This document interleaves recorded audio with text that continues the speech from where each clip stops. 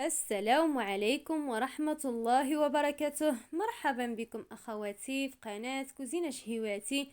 كنتمنى يا ربي تكونوا بخير وعلى خير وانتم كتشاهدوا هذا الفيديو. اليوم ان شاء الله جيتكم فيديو جديد، وصفة جديدة، وصفة جديدة وسهلة واقتصادية، وصفة اللي تستحق التجربة. اليوم ان شاء الله نشارك معكم لي كب كيك بعصير البرتقال والجزر اللي كيجوا رائعين وناجحين من اول مرة. واذا كانت اخواتي الوصفه كتستحق وحتى الفيديو، ما تنسونيش من لايكات وحتى التعليق ديالكم محفزه. شكرا لكم بزاف بزاف اخواتي، الله يجعلها في ميزان الحسنات ديالكم. واذا كنتم اخواتي جداد انضميتوا للقناه ديالي، اشتركوا في القناه. مرحبا والف مرحبا بكم في قناتي المتواضعه، والناس اللي انضموا للقناه ديالي جدادين مرحبا بكم والف مرحبا. نتمنى نكون عند حسن الظن ديالكم. شكرا لكم اخواتي على الدعم والتشجيع. ودابا نخليكم مع تكملة الفيديو وفرجة ممتعة. اولا اللهم صل وسلم وبارك على سيدنا محمد. بسم الله على بركة الله. في المقادير هاد لي كاب كيك، المهم مقادير لي كاب كيك تقريبا تعوضتهم معايا. عندي هنايا بيضة واحدة، وعندي 4 كأس السكر، وعندي شوية الملحة اللي ضفتها القليل فقط، وضفت 4 كأس الزيت. المهم اي كأس عبرتو به كتعبروا به جميع المقادير.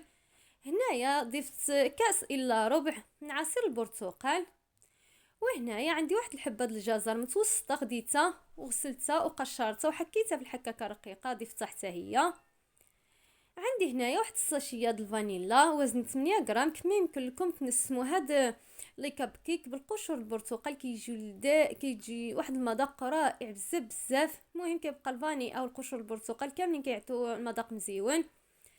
هنا كنخلط جيدا اخواتي حتى كيذوب لي تماما السكر. عاد كنضيف المكونات اخرى اللي بقالي. المهم هنا حركت جيدا، غير انا نقصت في المقطع. هنايا كنضيف كاس مملوء جيدا من الدقيق الابيض اللي غربلته، عاد ملأت الكاس ديالي. وهنايا كنعاود نغربل الدقيق المره الثانيه.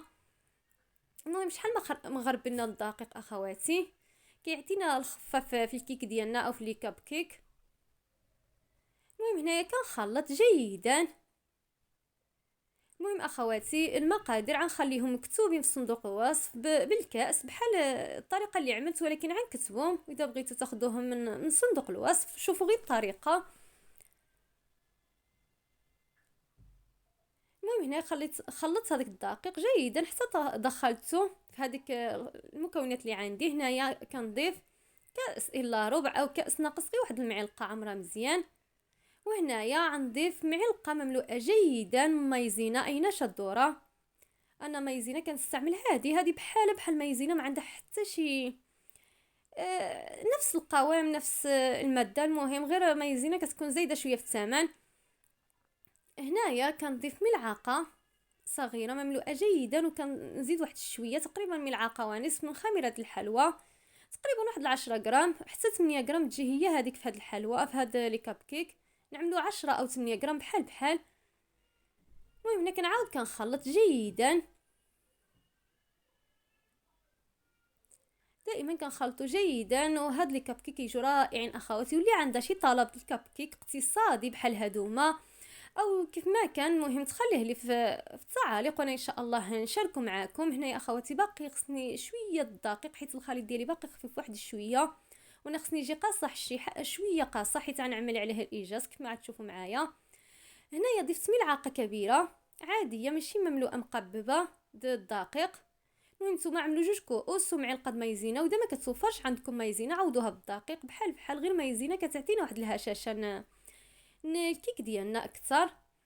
المهم هنا كنخلطوا جيدا المكونات اللي عندنا بهذه الطريقه. هذه الطريقه اللي هي سهله تقريبا في 5 دقائق ولا 6 دقائق كتكون وجدتوا لي كاب كيك ديالكم.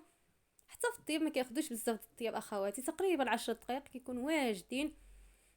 هنايا غنخلي الخليط ديالي على من نوجد غير هاد المول وهاد الكويغطات ونسخن الفران وندخلهم يطيبوا. المهم هنايا خديت هاد المول دي كاب كيك، خديت هاد الكويغطات اللي عندي كبارين هادو من الحجم الكبير اخواتي. المهم نتوما تشوفوا معايا حيت تعودتكم كنعمل ديك الكويغطات صغارين.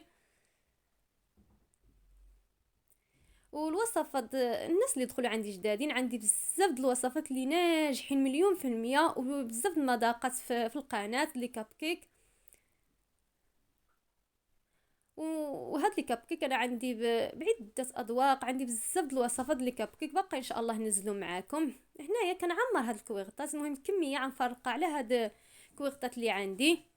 هما من الافضل يتعمروا اخواتي، حتى نخلي واحد ربع الساشيه او هذاك الكويغط اللي خاوي، وكنعملو ثلث الارباع. هنايا هادو هما اللي عندي حدا البلاطو اللي عندي فيه الايجاز، هادوك عامرين، واخرين بقاو لي ناقصين شويه حيت الخليط هو هذا، ما بقاليش الخليط. المهم هنايا خديت واحد 3 الحبات الايجاز اي لونغاز، غسلتهم وقشرتهم قطعتهم بهذه الطريقه هذه، وكنستفهم على الوجه هاد الكوغطات او هاد الكيك. هاد الايجاز اخواتي تقدروا تعوضوه بالخوخ، تعوضوه بالتفاح، عوضوه باي فاكهه كتفضلوها نتوما، المهم فاكهه اللي كطيب مع لي كاب كيك. المهم انا كان عندي هاد الايجاز وجا غزال بزاف، ملي كيطيب كيعطي واحد التعليكه، كيجي بحال شي كريمه. المهم هنا من بعد ما كملت انا بهاد الطريقه هذه اللي شفتوا معايا، كنضيف هنا شويه د الكاوكاو اللي عندي مهرمش، كاوكاو مهرمش او اللوز بحال هو، غير كيعطي واحد المذاق رائع بزاف، اي اضافه كتزيد المذاق. وهادو ما اخواتي اللي كتشوفوا دابا كنعمل لهم، هادو عايجوا عامرين ومقببين كيحمقوا، غير اخرين عايجوا شويه ناقصين. المهم ملي عيطيبوا تشوفوا معايا. هنايا انا سخنت الفران ديالي، انا الفران ديالي ماشي سخون بزاف، على اعلى درجه من فوق ومن تحت، عاود غنهبطوا على 200 درجه وغندخلهم يطيبوا. الفران دائما مشعل من فوق ومن تحت حتى كيطيبوا كيتحمروا، كنخرجهم بهذه الطريقه هذه. وهادو هما لي كاب كيك ديالي اخواتي من بعد ما طابوا. المهم لي كاب كيك باش تعرفوه ناجح، ملي كيعمر هيدا وكيتقبب كيجيو روعه اخواتي، المذاق ديالهم ولا حتى واحد الهشاشه، كيذوبوا اخواتي، وساهلين واقتصاديين. نتمنى يعجبوكم اخواتي وتجربوهم، انا متاكده واذا جربتوهم غادي ينجحوا معاكم. غير تبعوا الطريقه بالتفصيل ديالها، حيت الوصفه ما عملتها كما هي، ما حيدت حتى شي حاجه، الوصفه اللي ناجحه. وانا متاكده كما قلت لكم اذا جربتوهم غادي يعجبوكم، تعملوهم وتعاودوا ان شاء الله، حيت اقتصاديين وما فيهمش مكونات كثارين، ومن فوق هادشي كيخرجوا كميه اللي هي كثيره تبارك الله. وهادو هما لي كاب كيك ديالي من بعد ما حيدتهم، رتحوا غير واحد شويه هنايا فتحت هاد الحبه وهي باقا سخونه شويه.